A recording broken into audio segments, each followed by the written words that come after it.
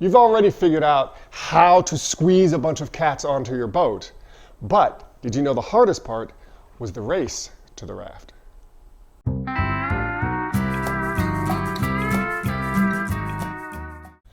Hey there, everyone.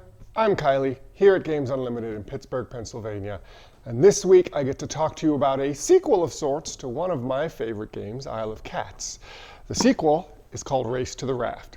Now, if you're familiar with Isle of Cats, that is a game where you are trying to get these super adorable, somewhat magical cats off of an island before some bad guys come and kidnap all the cats to use them for nefarious means. That game is a polyomino game. Everybody's got their little ship, and you're collecting the cats, which are shaped into the different polyominoes, trying to fit them on your ship in certain ways to get points. Race to the Raft, I originally thought was a prequel, but is actually a sequel to the game. After the events of the first game, the players have left, we've gotten some cats, but there's still cats on the island, and the island is burning. So in this one, you are trying to help rescue the cats, help make a path through the burning forest, burning jungle to get them to a raft, hence the title, Race to the Raft. So still a bit of a polyomino game, but the polyominoes work a little bit different in this one. Now this one is fully cooperative. You're going to set up a map of the island, and you're going to have a certain number of cats out there. Now the cats, being like cats are, they're a bit fickle, and they will only move through terrain of their color. So the red cats will only move through these like red tree types of terrain. The blue cats will only swim through the water. The purple cats will only go through the purple things. So obviously your life would be a lot easier if they could just all move straight to the raft, but the game wouldn't be nearly as fun. So you've got a board out there with a lot of different hodgepodge patchwork of terrain, and you've got some fire. The fire is going to start at the edges of the map, and it's going to be growing and slowly, or not as slowly as you like, crowding in towards the area of the raft. And you need to get all of the cats to that raft without them getting cut off by the fire. If they get cut off by the fire, you lose the game. If you can't place a fire, you lose the game. That's where the polyomino element of the game comes in, because you're going to draw from a bag pretty much on every turn one of these polyomino fire tokens, and you have to place it on the board. It has to be touching existing fire, and you got to place it in such a way that it's not going to block off too many things, because once it's on the board, you can't move it, you can't place new terrain tiles over it. That is a dead spot on the board.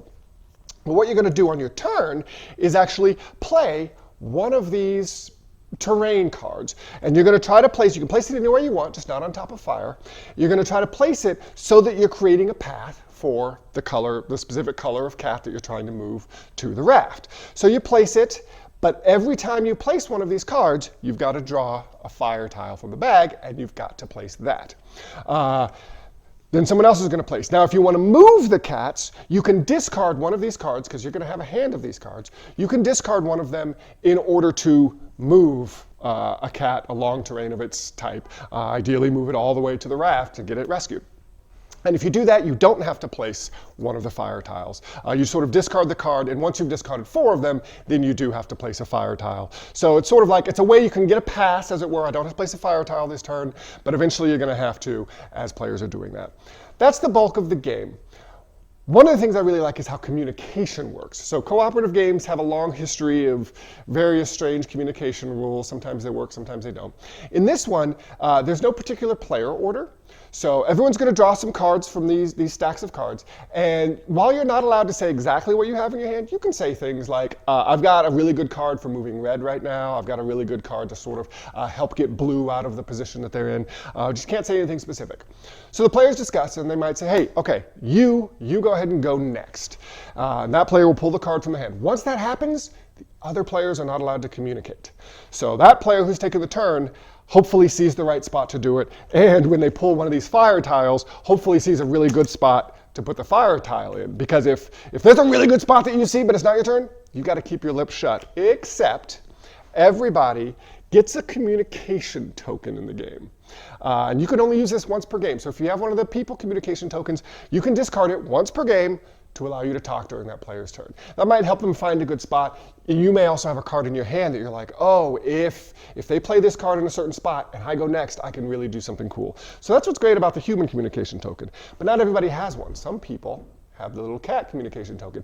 That allows them to talk in meows. That's the only thing they can do for that turn is they can talk in meows. So hopefully you work out some cool communication. That's a great rule, to play with families, with kids. You can also just give everyone a normal communication token, and that's fine.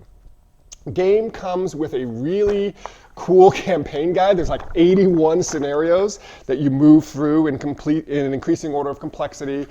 There's some additional rules that get put on later on in the game, such as a new type of cat that can only move on these trails that transcend different terrain. But all in all, I've had a blast with it. I've played this a ton with my family, with my kids. I can see it being a really good puzzle on the higher difficulty levels with gamers.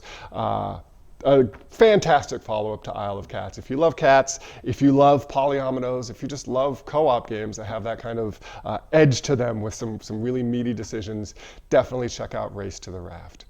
I'm Kylie at Games Unlimited. If you're interested, come on down, take a look at the game. We'd be happy to talk about it with you. And if you're not local to Pittsburgh, we'd be happy to ship you a copy. We do free shipping at $100 or more. So come on down, take a copy home, and unbox some fun.